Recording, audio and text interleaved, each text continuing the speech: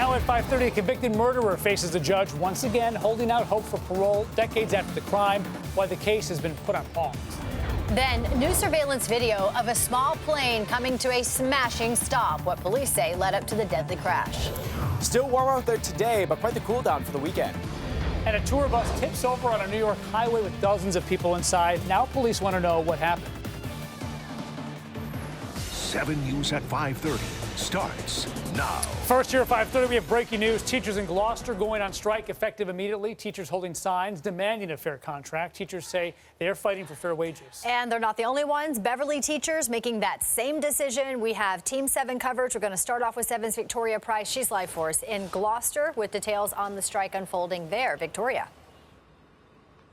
Well, Jadian, Ryan, Gloucester teachers voting by 98% to authorize this strike, which is effective immediately. As you mentioned, the teachers union here in Gloucester, they have been at odds with the school committee for quite some time, trying to hammer out a new contract. They've been asking for things like fair wages, smaller classroom sizes, very similar to a lot of the demands and requests we've seen from other Massachusetts teachers unions that have voted to authorize similar strikes within the past year.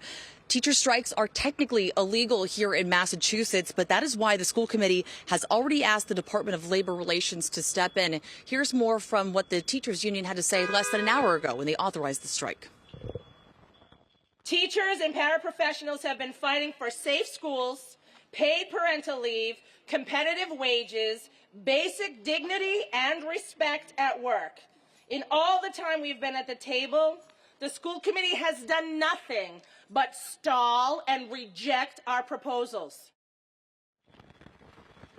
Earlier today, students at Gloucester High School, they organized a walkout to show solidarity for the teachers ahead of this afternoon strike vote. The school committee telling 7 News that it respects the students' First Amendment rights to voice their support for the teachers. Earlier today, the committee also telling us that they remain committed and focused to finding a compromise and striking a deal with the teachers. We are anticipating a press conference with both the mayor and school committee chair within the hour. When that happens, we'll bring you the update live. For now, reporting live in Gloucester, Victoria Price, 7 News.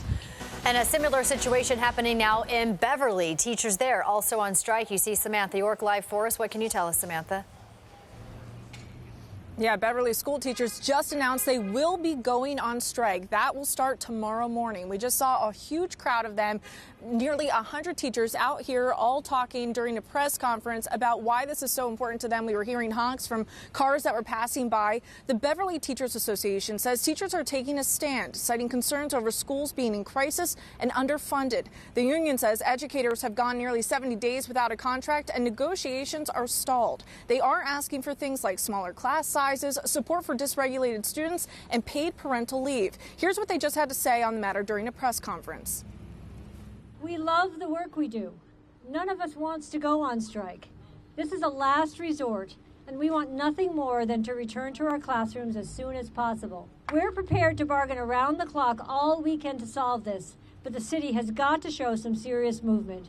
We need fair contracts now. And now the Beverly School Committee is just responding to the teachers' decision to strike, issuing a statement saying, quote, "We want to make it clear that the school committee does not condone the illegal actions of the BTA. We will work with state officials to minimize the disruption to our students' education, and we urge all teachers and staff to return to school. We call on the BTA to end their illegal strike and join us in working with the mediator to negotiate in good faith."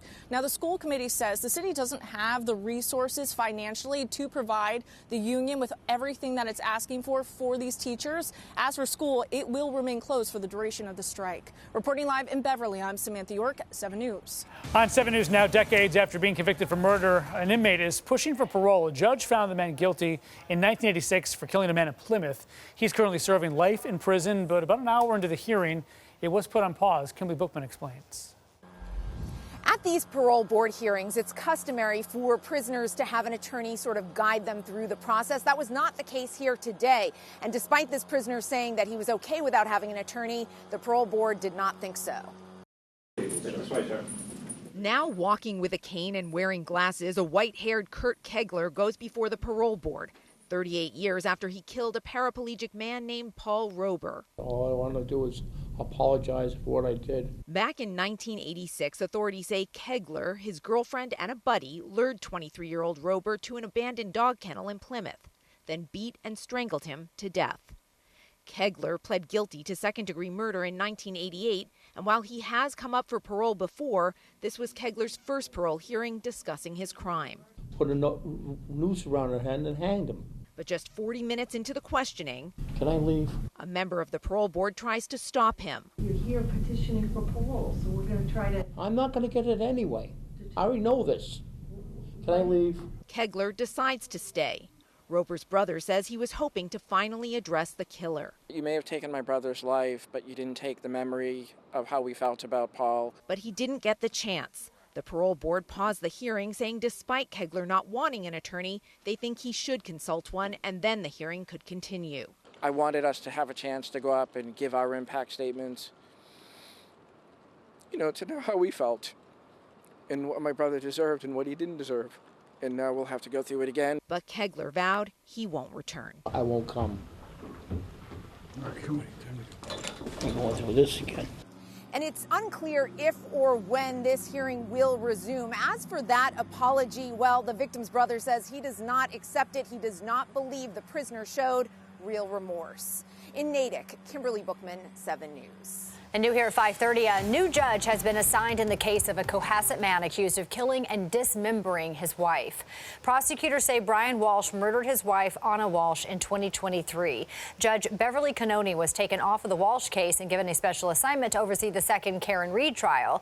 A motion hearing for Walsh, overseen by the new judge, will happen early next month. A woman is dead, another man hurt. Now a Worcester neighborhood is on edge after a deadly shooting there. 7's Eliza Krasinski speaking with neighbors about what happened. It's scary, especially being so close. People living in a Worcester neighborhood disturbed to learn a woman was shot and killed in a home on Gingerbread Trail overnight. A man also rushed to the hospital with a gunshot wound. Officers were called to the home just after 2 Thursday morning. Neighbors tell us they believe 3 generations live there. I don't ever even remember seeing her. I don't know who she is. I don't know her name. I only remember seeing the 2 older parents be picked up by the van or walking down the street here and there. But other than that, they very much stay to themselves. A neighbor's Ring camera captured the emergency response overnight. Worcester police say there is no threat to the public, but officers remain stationed outside the home for hours. Neighbors say this is a very quiet neighborhood. They've just always been very private. Some neighborhoods are super friendly, some aren't. And because it's a domestic incident, police say there's only so much information they can release, but emphasize that there's no danger to the public. In Worcester, Eliza Krasinski, 7 News. A Middleborough woman is facing more than 20 counts of animal cruelty. 43-year-old Kimberly Savino in court today, pleading not guilty to those charges. Police say last month they were called to her home there to check on some animals. Investigators found 17 dogs in the house, as well as cats, in what they're calling deplorable conditions. Officers say they also found several dead dogs inside the garage. Police in Newton are now warning people about a credit card skimming scheme. They say this skimming device was found at the 7-Eleven on Washington Street yesterday. Police are advising anyone who shopped there in the past few weeks to check their credit cards and bank accounts for fraudulent activity. A light fight back on in Hampstead. A new projection appeared on the town's water tower. That tower has been at the center of a recent dispute.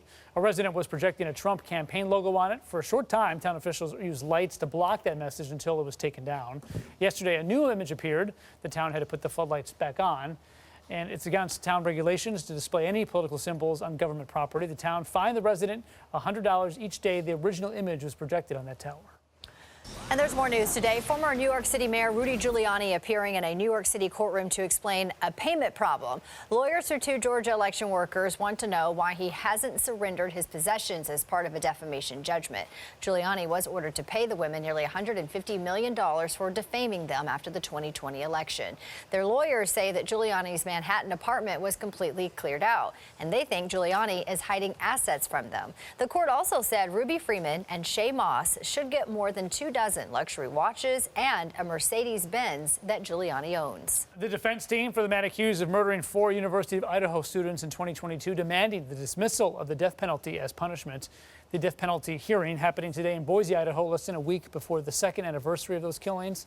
the hearing deciding whether Bryan Kohberger can be executed if convicted. Kohberger's public defender argues that making him wait violates the U.S. Constitution, saying it, quote, dehumanizing. Prosecutors say Kohberger broke into the off-campus home near the University of Idaho and fatally stabbed 4 students back in 2022. He was arrested more than a month after the killings. A not guilty plea was entered on his behalf. Authorities have not publicly confirmed a motive. The alleged mastermind of the September 11th attacks getting a plea deal approved. A judge has ruled that the plea bargain made by Khalid Sheikh Mohammed earlier this year is valid. If it is not challenged, it could spare Mohammed and 2 others from getting the death penalty. Defense Secretary Lloyd Austin ordered the deal thrown out when it was originally announced. Also on 7, a deadly descent caught on camera. Surveillance video capturing the moment a small plane burst into flames after veering off the runway and plowing through a field. Police identifying the 5 people killed in the accident today. They say the aircraft never actually left the ground, and now they're investigating that tragic loss. Newly released surveillance video shows the moment a small plane crashed in Arizona earlier this week, killing people. Among the victims, a 12-year-old boy and his father. Police say the small jet crashed into a car. We did hear and feel the effect of the crash, as well as smell all the fuel. And burst into flames. Witnesses say smoke could be seen for miles. It was a shock. You know, I've never been so close to that type of smoke before. By the time police arrived, one of the passengers who survived had gotten himself out of the wreckage. He was taken to the hospital with burns and is expected to recover. The other 4 people on board were killed. The driver of the car the plane hit also died. Volunteers are now pitching in to support the wife of the driver with meals and transportation. Just everybody pull together and offer support. The community learning how to heal and mourning the lives that were lost. Pray for the families and the healing of their hearts, and, you know, just to make sure that we're coming together and being there for each other. And federal investigators are looking into the cause of that crash. A pipe bursting in New York causing a gushing geyser. National Grid was repairing a gas line when the water pipe burst. Officials say the high pressure from the gas caused the water to go spewing into the air. Crews are currently making repairs to that break. Coming up next year at 5:30, dozens of people inside a tour bus when it tips over on this highway. Now police are trying to figure out what happened. Temperatures still mild out there today, but cooler than yesterday, and that cool down trend continues into the weekend. We'll talk about it next. And then ahead at 6 o'clock, a crane collapsing in East Boston. What we're learning about a harness snapping while moving a barge. And President Biden speaking out for the first time since former President Trump won the election. Hear his message to the nation. It's all coming up right here on 7 News.